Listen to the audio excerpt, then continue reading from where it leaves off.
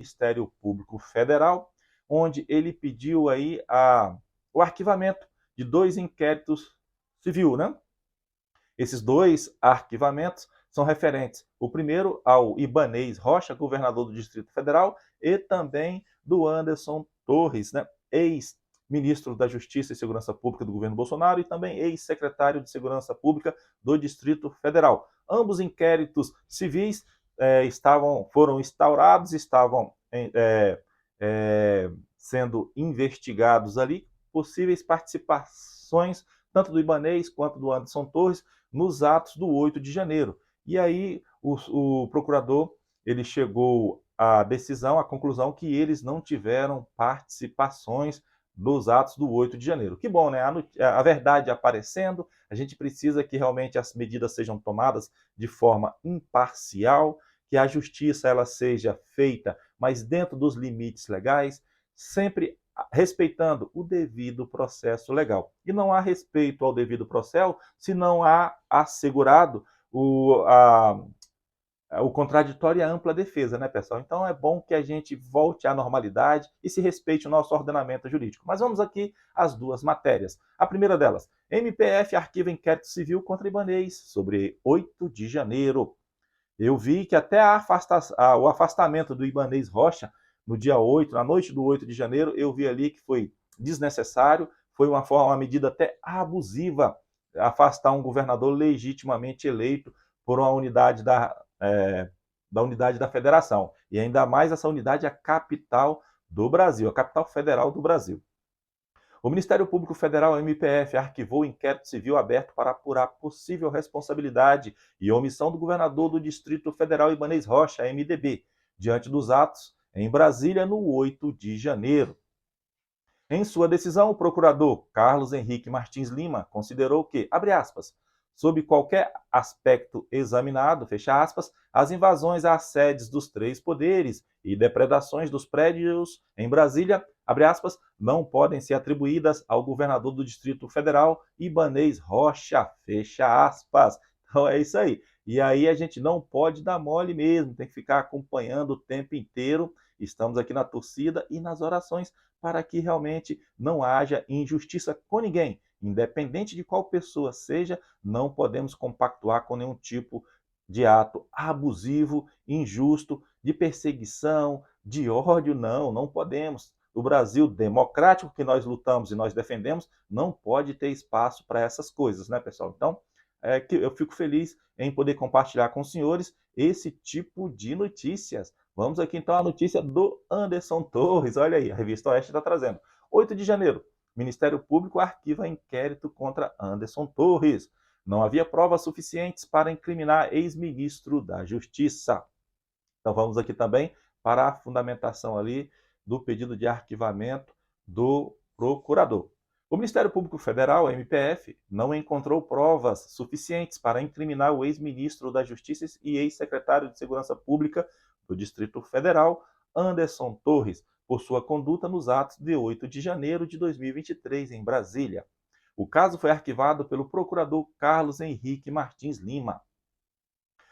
A mando do ministro do Supremo Tribunal Federal, Alexandre de Moraes, foi instaurado um inquérito civil para averiguar possíveis ações do ex-secretário que possam ter colaborado para as invasões dos prédios do Palácio do Planalto, do Congresso Nacional e do Supremo Tribunal.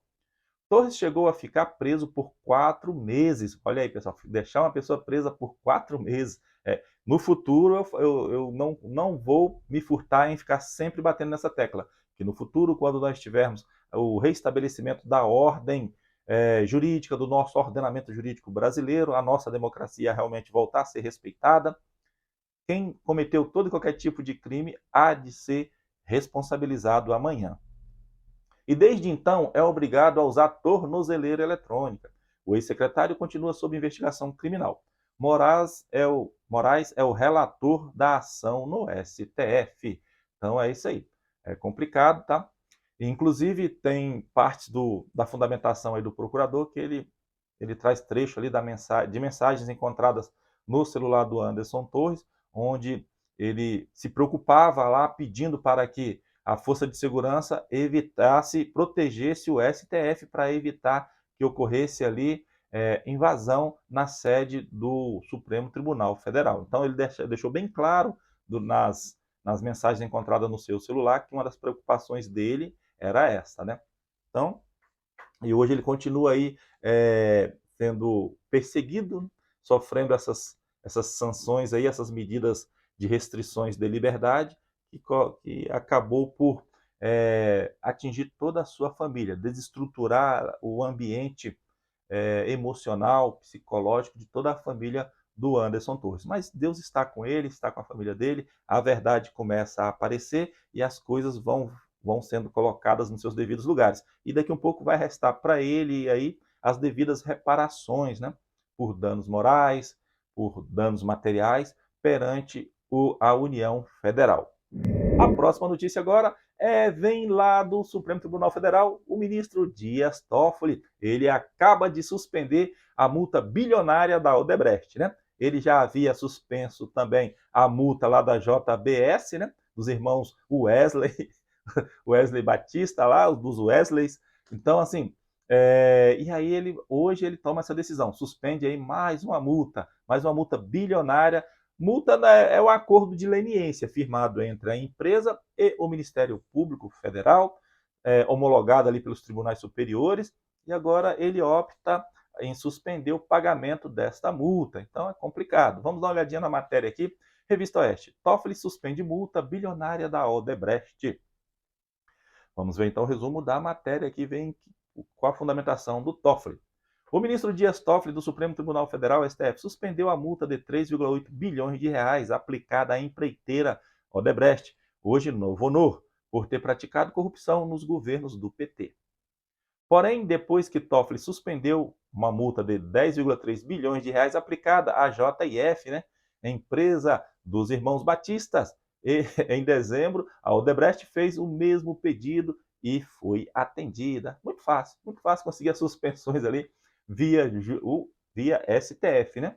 Abre aspas.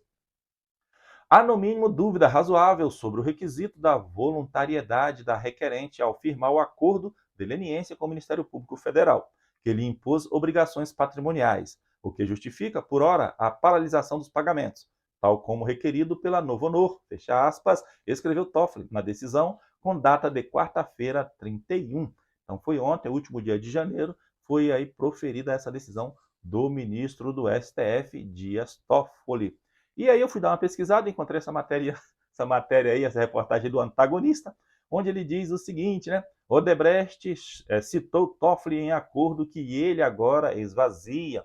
Então, na ocasião lá da delação premiada aí da Odebrecht, o Dias Toffoli foi citado naquela delação, né? E hoje aí ele acaba por conceder esse benefício aí temporário, né, com essa suspensão do pagamento do acordo de leniência. Mas vamos ver então o que vai rolar amanhã disso tudo, né? Eles estão aí realmente destruindo a Lava Jato a cada dia que passa, a cada decisão é mais uma punhalada, é mais uma pá de cal para sepultar de vez a Odebrecht não, a Lava Jato, a Operação Lava Jato. O empresário Marcelo Odebrecht, que comandava a Odebrecht, atualmente no Novo Honor, quando as práticas de corrupção vieram à tona com a Lava Jato, citou o ministro Dias Toffoli do Supremo Tribunal Federal, o STF, no acordo que agora o próprio Toffoli esvazia. Toffoli, que nesta quinta-feira primeiro suspendeu os pagamentos de acordo de leniência de 3,8 bilhões de reais da empreiteira, era chamado por Marcelo em e-mails internos de, abre aspas, amigo do meu pai, fecha aspas, em referência à amizade do ministro com Lula, amigo de Emílio Odebrecht, o pai de Marcelo Odebrecht. Então é isso aí. É o Brasil que nós temos, são as decisões do Judiciário, da Suprema Corte Brasileira que nós temos já tido contato. A gente vem tendo contato com essas decisões aí, já não é de agora, já tem um certo tempo.